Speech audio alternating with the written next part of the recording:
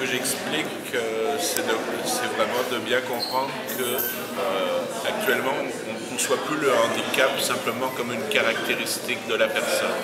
Donc c'est pas simplement la personne qui a la responsabilité du handicap, mais une situation de handicap, ça fait appel à la relation qu'une personne qui a des différences auditives, visuelles, motrices, intellectuelles a avec un environnement qui lui crée plus ou moins des obstacles à sa participation sociale. Donc ça implique qu'on inclut la qualité d'accès de l'environnement comme faisant partie du handicap, soit en le créant et en l'amplifiant, soit en le réduisant.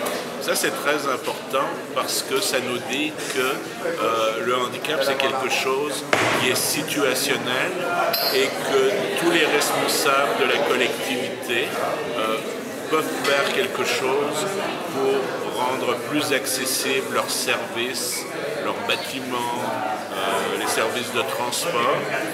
Et ça aussi, ça demande un changement des mentalités, un changement de regard, des attitudes, pour comprendre que c'est pas parce qu'on a des déficiences que obligatoirement on doit être exclu puis être dans des milieux spécialisés, mais que tous les acteurs de la société ont une responsabilité pour lever les obstacles de leur secteur de responsabilité, à l'université, à l'école, à la banque, dans l'autobus. Comme vous disiez, l'accessibilité, ça passe par la sensibilisation. Beaucoup par sensibilisation, par un changement de regard, un changement des mentalités.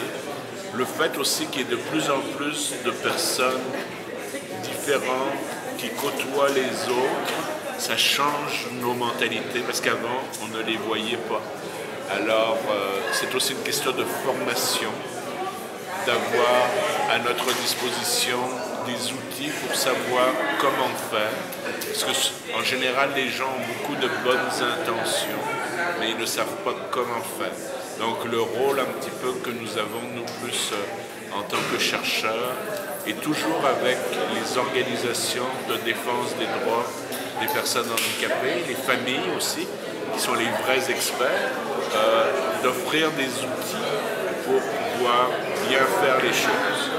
Donc ce que j'essaye de dire aussi, c'est que il ne faut pas juste respecter des normes, il faut aussi recueillir les commentaires des utilisateurs de services et pour pouvoir améliorer les choses.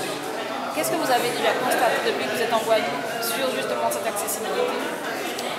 Écoutez, tout dépend bien sûr des milieux. Je pense ici à l'université, dans les locaux, c'est assez bien. Mais c'est sûr que dès qu'on se promène un petit peu et qu'on essaye d'aller dans les rues, sur les trottoirs, et tout ça, il y a beaucoup d'obstacles. Et souvent, il y a quand même, j'ai remarqué par exemple, que vous avez quand même beaucoup de places de stationnement qui ont l'air d'être bien respectées par le public. Mais bien sûr, moi c'est plus mon expérience actuellement comme personne en fauteuil roulant que j'ai pu voir.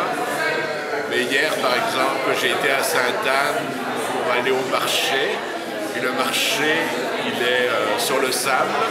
Alors je me suis enlisé.